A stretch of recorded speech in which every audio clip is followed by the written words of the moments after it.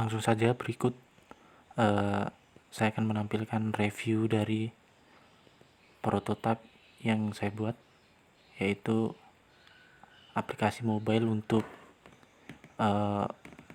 pemutaran musik. Di sini saya membuat 8 tampilan ya. Pada tampilan awalnya kita akan masuk ke menu login. Di menu login ini terdapat tombol login dan juga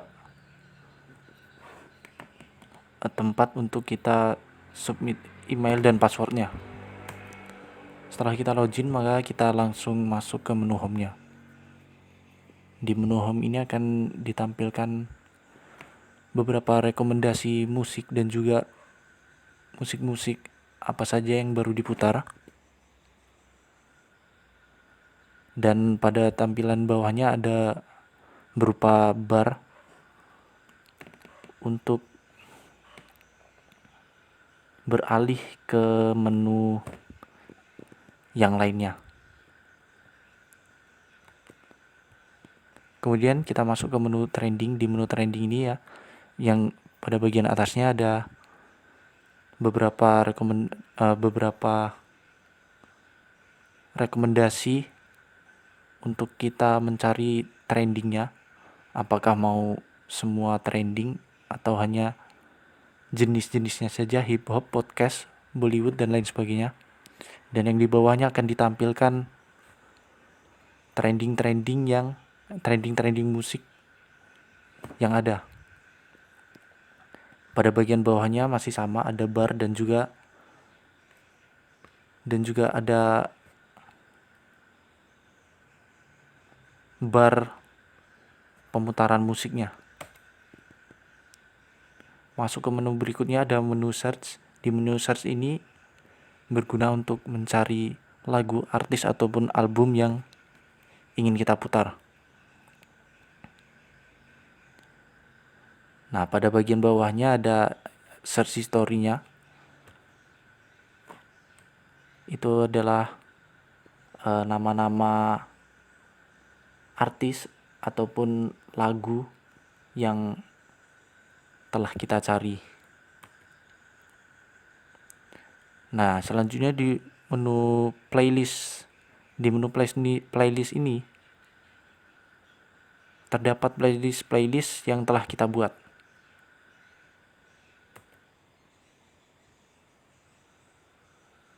Selanjutnya adalah setelah kita klik playlist, maka akan masuk ke playlist yang telah kita buat. Selanjutnya kita bisa menambahkan lagu pada tombol tambah lagu, dan juga pada bagian bawahnya akan ditampilkan lagu-lagu yang sudah kita tambahkan.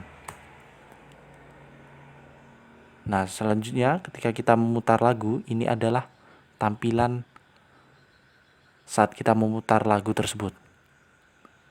Ada tombol-tombol pause dan lain sebagainya. Selanjutnya ada menu setting. Di menu setting ini terdapat setting untuk hemat data, auto mix, content vulgar, lagu tidak dapat diputar, dan autoplay. Di situ juga ada tempat untuk melihat profil dari akun kita.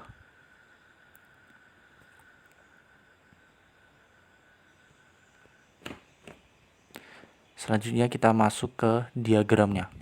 Di sini saya membuat diagramnya menggunakan Asta, dan diagram pertama adalah use case diagram.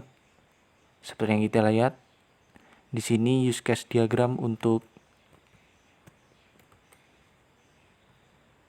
usernya.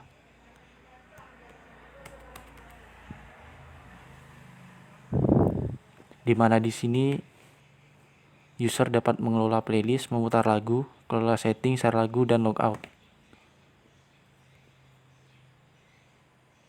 Di sini juga kita bisa menambah playlist, hapus playlist, ataupun update playlist.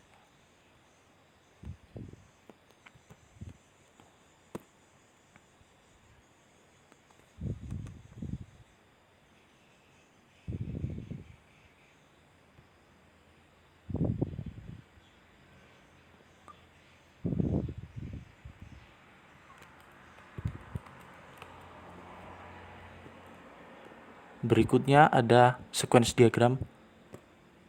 Pada sequence diagram ini